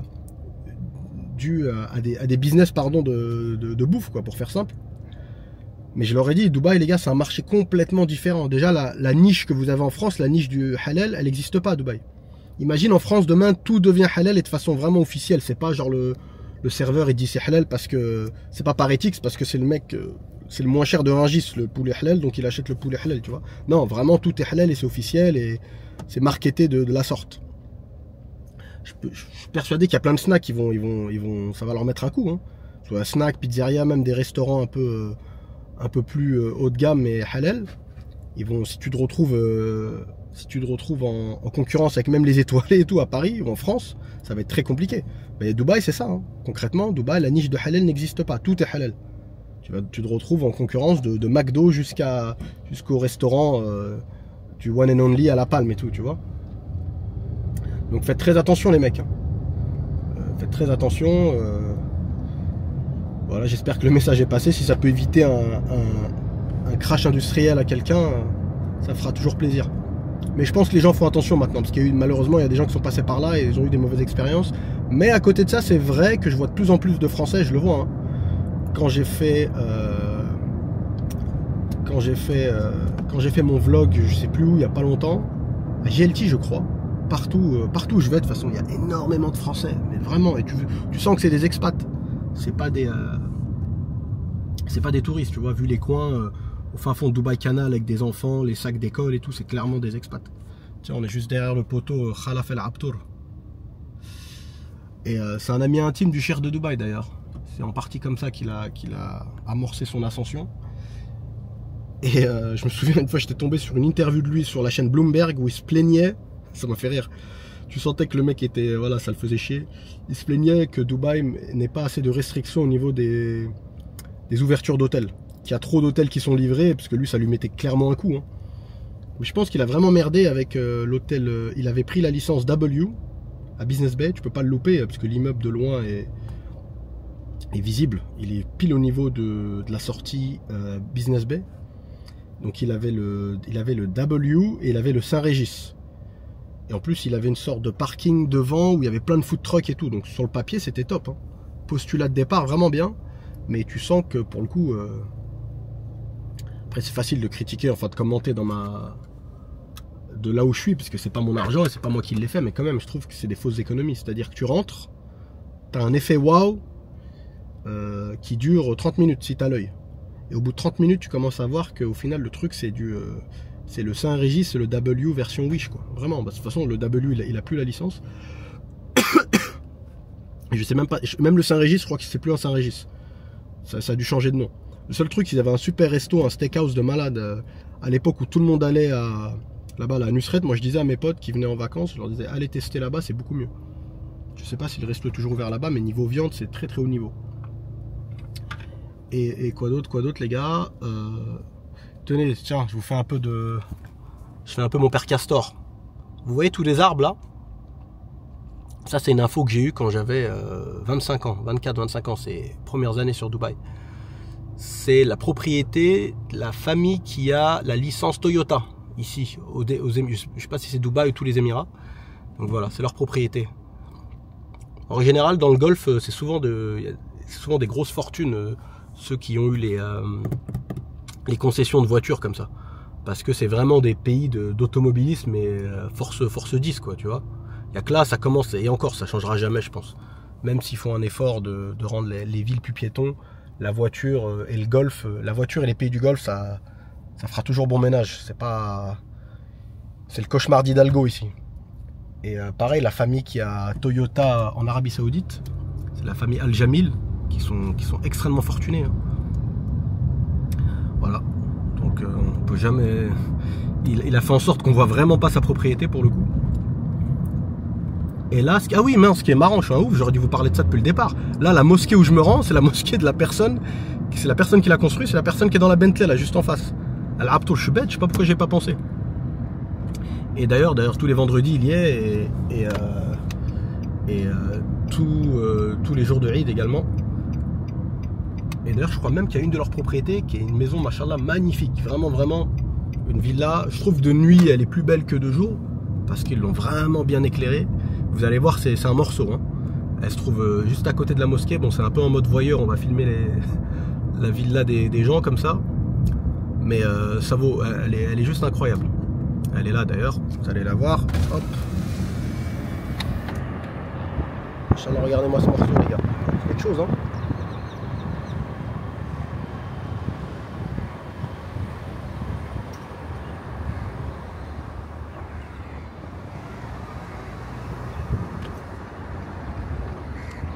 De ce côté là, hop là, quartier Al-Wasel, Jumeirah, c'est toujours super quartier, les mecs, vous connaissez, quartier de villa, paisible. Moi, c'est un quartier dans lequel je suis beaucoup, hein, énormément même. Si je pouvais d'ailleurs ne pas sortir du quartier, ça m'arrangerait grandement, mais parfois il n'y a pas le choix. Hein. Voilà, la belle mosquée, style ottoman. Vous avez reconnu la petite signature, c'est qu'on est à Istanbul. Ils ont dû déjà voir ce genre d'architecture. Et elle est ouverte aux touristes d'ailleurs. il y a des tours un peu comme après à moins grande échelle que la mosquée de Sheikh Zayed, la mosquée Sheikh Zayed à Abu Dhabi plutôt. D'ailleurs il y a un bus là, est-ce que ça serait pas un bus de touristes possible? Ouais, possible, ouais, exactement, c'en est un. Merde, j'aurais dû me garer d'ailleurs. Je vais me garer là-bas. Bon, allez, à toutes. Voilà les mecs, on est garés. Tu vois les touristes qui partent. Ça je trouve c'est bien, c'est une bonne initiative. D'ailleurs même moi, franchement, je filme souvent, enfin souvent. Ça m'arrive de filmer des mosquées. Pour la simple et bonne raison que vu qu'on va prier, le but c'est de pas couper, de faire vraiment un vlog. Au final le vlog c'est quoi? C'est de passer une ou deux heures avec Marina et Mo. Et vu que ça fait partie de notre journée, je leur dis les mecs, petit disclaimer, c'est en aucun cas s'il vous plaît. Parce que c'est vraiment pas l'image qu'on veut donner. On surfe pas sur ce registre-là. Regardez-nous, on est des bons musulmans, donc si on prie c'est qu'on est des gens de confiance, achetez chez nous. Vraiment pas, si vous achetez chez nous c'est parce que vous trouvez qu'on sait de quoi on parle et voilà quoi, ça s'arrête là. Mais par contre, s'il y a des gens qui sont pas musulmans et qui regardent la chaîne, je trouve que c'est intéressant de leur montrer un petit peu, voilà quoi. Pour certains ils sont peut-être même jamais rentrés dans une mosquée. D'ailleurs, je vous cache pas que quand on a fait le vlog avec Sébastien Espinosa, on avait prévu de faire ça, ça s'est pas fait par la force des choses, parce que je sais que lui il a une audience qui est peut-être moins communautaire que la nôtre, même si nous je pense pas qu'on a que des musulmans qui regardent. Et je m'étais dit que ça pouvait être intéressant, tu vois, sans rentrer dans des débats, etc. Mec, tu vois, et hijack un vlog d'un mec, il essaye de convertir des gens à travers son vlog, c'est pas ça, mais montrer quand même c'est bien, parce qu'en France il y a quand même des... Tu vois, il y en a peut-être, ils ont dans leur entourage, ils n'ont pas de musulmans, ils n'ont pas de... Ça veut dire la seule fenêtre qu'ils ont sur les musulmans en France, et si c'est CNews et BFM, t'es mal, hein, tu vois. Donc au moins si ça sert à ça, c'est tant mieux. Tant mieux.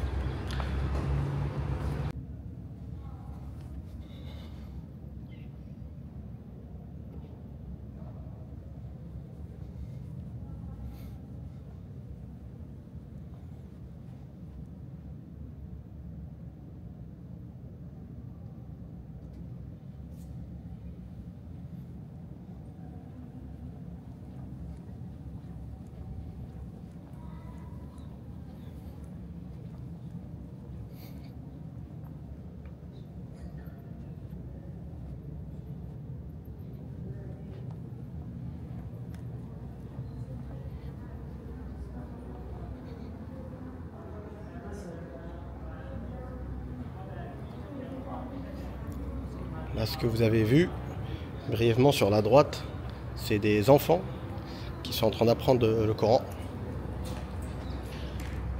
Hop là je me remets, parce que attendez, j'ai mis la caméra dans un... Voilà, là on est plutôt pas mal. Mosquée qui sent toujours excessivement bon. Franchement, c'est un réel plaisir. Par contre, ça, c'est Fora, c'est des petits joueurs à côté. Et ah oui, c'est vrai, je viens de me souvenir que je vous ai pas raconté ma péripétie d'hier. Et je vais vous la raconter du coup. Et qu'est-ce que je voulais vous dire? Ouais. D'ailleurs, la personne donc, qui a construit cette mosquée, qui est derrière cette mosquée, Al Abtour, la personne qu'on a vue tout à l'heure, c'est aussi, parce qu'au final je vous ai montré la propriété des... D'ailleurs je sais plus maintenant avec le recul, parce que c'est une info qu'on m'avait donnée il y a des années, hein, quand je vous ai montré la propriété de la famille qui détient Toyota, je sais plus si c'est Toyota ou Nissan pour le coup, un des deux.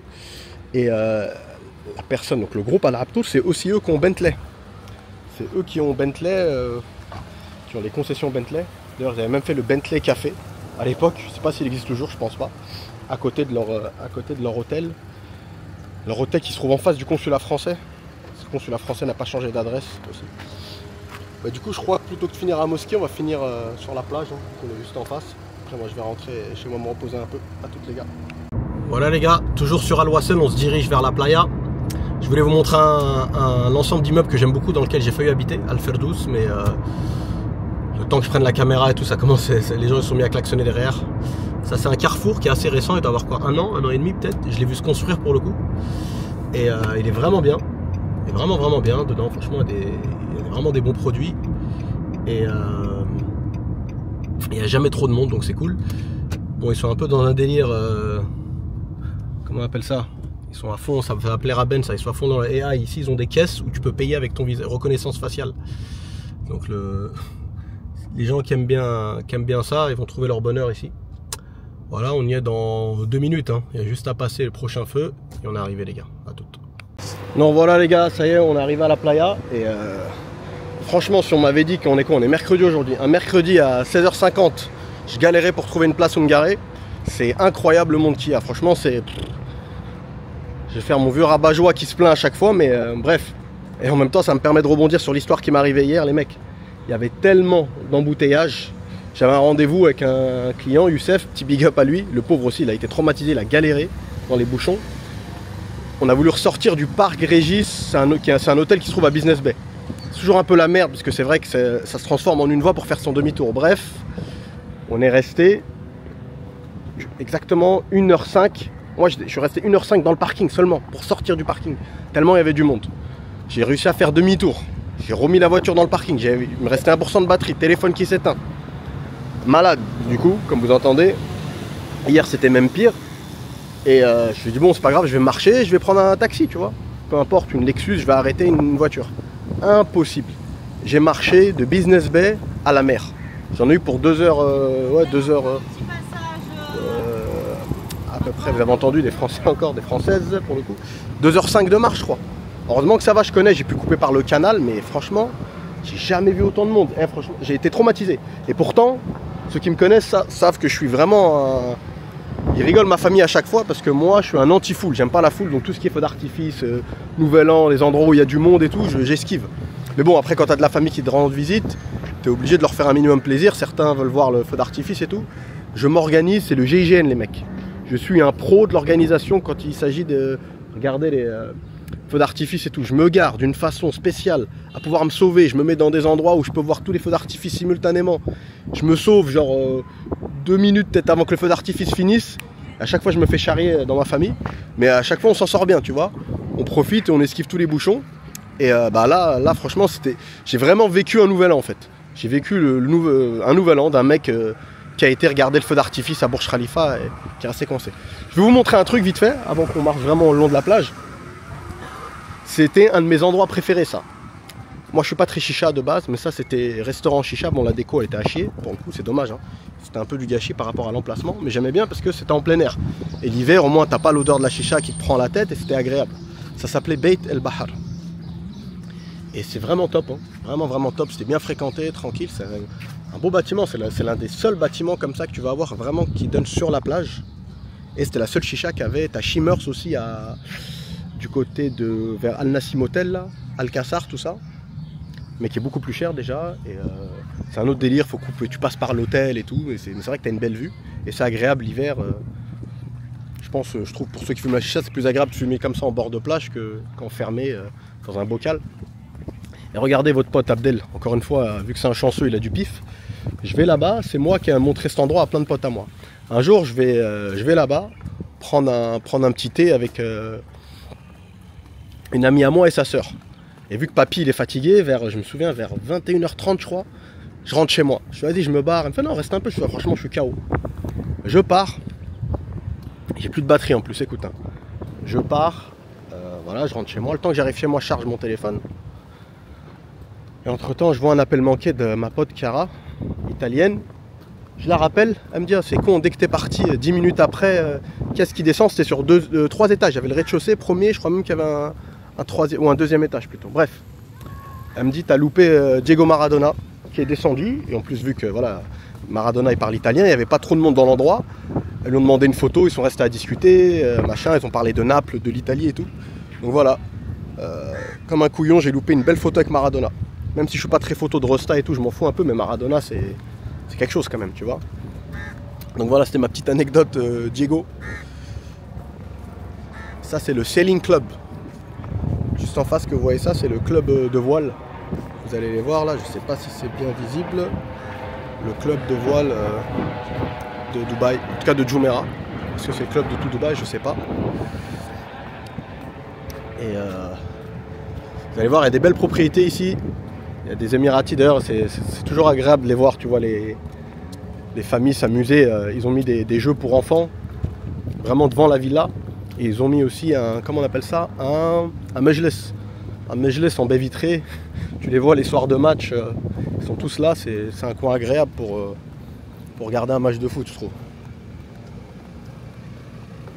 Dites-moi ce que vous en pensez, mais bon, de Jumeirah, ça reste la meilleure plage de loin. Hein. Je pense d'ailleurs l'extension du côté de Jebel Ali, ça va être pareil. Apparemment, les plans, ça va être vraiment d'avoir de grandes plages publiques sur le même modèle un peu californien comme ça. Des grandes plages où il n'y a pas de resto, il n'y a pas de café, c'est juste la plage. Ça, c'est les maisons dont je vous parlais, ça c'est le Mejles dont je vous parlais. Bon, je vais pas faire le voyeur trop zoomer chez les gens, mais ce bloc-là, là, c'est là où les poteaux ont mis leur... Parfois le soir quand c'est allumé, tu vois aussi, ça fait des grandes parties de FIFA. Et là, c'est là aussi ils ont mis les jeux pour enfants, mais depuis ça fait longtemps que je suis pas venu, enfin longtemps, quelques temps, ouais, l'hiver dernier. Et j'ai vu qu'ils ont fait pousser des palmiers entre temps, parce que c'est vrai que niveau vis-à-vis, c'est pas ouf. Ah non, autant pour moi les mecs. Ça aussi c'est un Mejles, mais celui dont je vous parlais, où ça joue à la play et tout, c'est celui-là. Voilà, c'est celui-là. Abdel, le voyeur de Jumeirah, j'ai commencé à me trimballer en gabardine avec des lunettes un peu creepy. Donc voilà les mecs, une scène de la vie de tous les jours sur Jumeirah, c'est plutôt agréable. Surtout que là on est quoi? On est fin novembre, il va commencer à cailler en France. Bon, c'est pas pour vénérer qui que ce soit, hein, c'est juste pour vous dire que dès que la météo commence à être clémente, c'est vraiment top ici. Encore une fois, des familles qui ont mis des jeux. Ça m'a toujours fait rire, c'est un truc qu'on jamais de la vie on aura ça en France. Mais en Arabie Saoudite aussi, ils l'ont énormément. Énormément. Tu passes dans plein de maisons. Et ils ont ça à l'intérieur, les toboggans, c'est des trucs que chez nous tu retrouves dans les... ça c'est la commune, c'est la ville qui gère ça, bah, ils achètent ça en... Voilà. Bon, ils achètent ça pour mettre en perso. Et quoi d'autre les gars? Bon là il y a Taïga qui passe. Il y a vraiment tous les... là pour tout le monde ici. Hein. Mec tatoué, torse nu. Une maman avec ses enfants en voilée. Il y a un bon vivre ensemble ici. Je sais pas si ça vient du fait que personne n'est chez soi au final. Ça c'est un autre débat. La dernière fois j'ai vu que vous étiez pas trop mouillés les mecs. Hein. J'ai posé des questions. Il n'y a pas grand monde qui a... Je crois qu'il y a une personne qui a répondu. J'avais demandé dans un vlog. Ça aussi, je pense toujours une petite pensée, un accès pour les personnes handicapées. C'est toujours bien. Une petite pensée. Je vous avais posé la question plutôt. Selon vous, quelle destination est en concurrence directe avec Dubaï? C'est-à-dire les personnes qui regardent notre chaîne et qui hésitent. La dernière fois, il y a une personne qui nous l'a dit dans les commentaires. Elle nous a dit qu'elle hésitait entre Dubaï et Bali. Une autre personne qui nous a dit, moi je pensais que j'avais opté pour, j'avais donné une suggestion, j'avais parlé du Maroc. Des personnes m'ont repris, une personne m'a repris dans les commentaires, elle m'a dit non, pas du tout. Hello. Ah, moi je sais pas parler aux enfants. Hein. Je parle aux enfants comme des adultes. C'est toujours des moments gênants. Bref. Et je vous dis ça parce que je sais pas si la caméra l'a filmé, mais il y avait des enfants. Sinon vous allez me prendre pour un fou, je sors des phrases comme ça qui n'ont rien à voir, mais c'est parce que je suis passé devant un petit groupe de jeunes filles qui jouaient, qui s'amusaient. Voilà les mecs, on s'approche de la fin du vlog, hein. Le petit clap de fin. On s'approche, tiens, des rochers là-bas, en mode regardant le vague, chanteur de rail. J'ai tourné mon premier clip de rail. Et de quoi je vous... Ouais, pour revenir à ce que je vous disais, ouais, moi je suis curieux de savoir, parce qu'on réfléchit depuis un moment à pourquoi pas s'étendre, élargir notre éventail sans se disperser, parce que le but c'est pas de faire des choses pour dire ouais on vend des villas à Bali et mal le faire par exemple, c'est vraiment de le faire bien, correctement, sur le même modèle que Dubaï, c'est-à-dire vraiment maîtriser son sujet avant de se lancer, même si bon, on en apprend toujours avec le temps, c'est pas en quelques mois que moi par exemple je vais me vanter de connaître le marché immobilier marocain au bout des doigts, ça serait pas vrai. Après tu peux t'entourer des bonnes personnes. Mais je prends une destination comme Bali, ça reste une petite frustration parce que pour le coup, sans faire l'ancien, je connais vraiment bien les mecs. Je connais vraiment bien et je suis persuadé, on est en concurrence avec personne, mais je suis persuadé qu'il y a des personnes actuellement qui sont dans l'immobilier à Bali, et notamment francophones, qui ont peut-être pas la connaissance que j'ai. En toute modestie, vous savez, on n'est pas là pour, en même temps, c'est pas un diplôme de neurochirurgien, c'est juste avoir été dans une destination régulièrement et rester longtemps, plusieurs mois, et surtout s'intéresser à l'immobilier. Tu vois, tu peux rester 4 mois dans un endroit et tu t'en fous, t'es pas intéressé, donc c'est normal, tu vas pas apprendre grand chose, mais quand de base tu as un intérêt, c'est différent. Tu mets ton énergie tu mets ton énergie là-dedans, quoi. Donc dites-nous si vous potentiellement, deux choses, j'ai deux questions pour vous, voilà, c'est les devoirs pour ce soir. Premièrement, quelle destination vous pensez qui est en concurrence? On parle pas en termes de chiffres, en termes de rentable, parce que à titre perso, je pense que Dubaï reste devant, tu vois, un des leaders mondiaux selon moi. Je parlais d'ailleurs avec des potes. J'ai rencontré des potes par hasard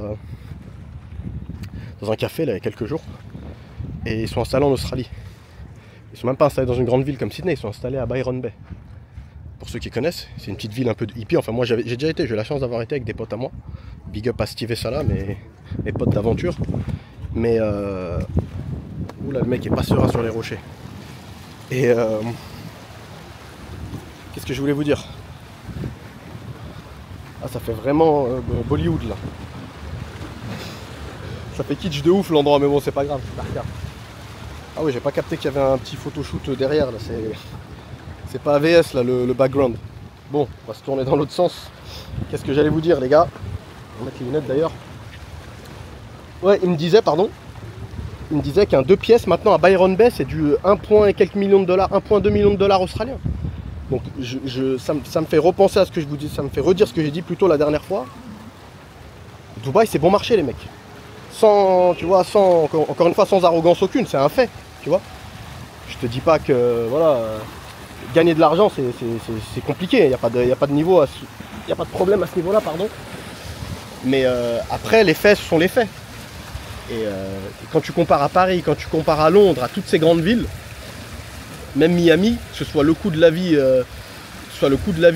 même le coût de la santé, hein.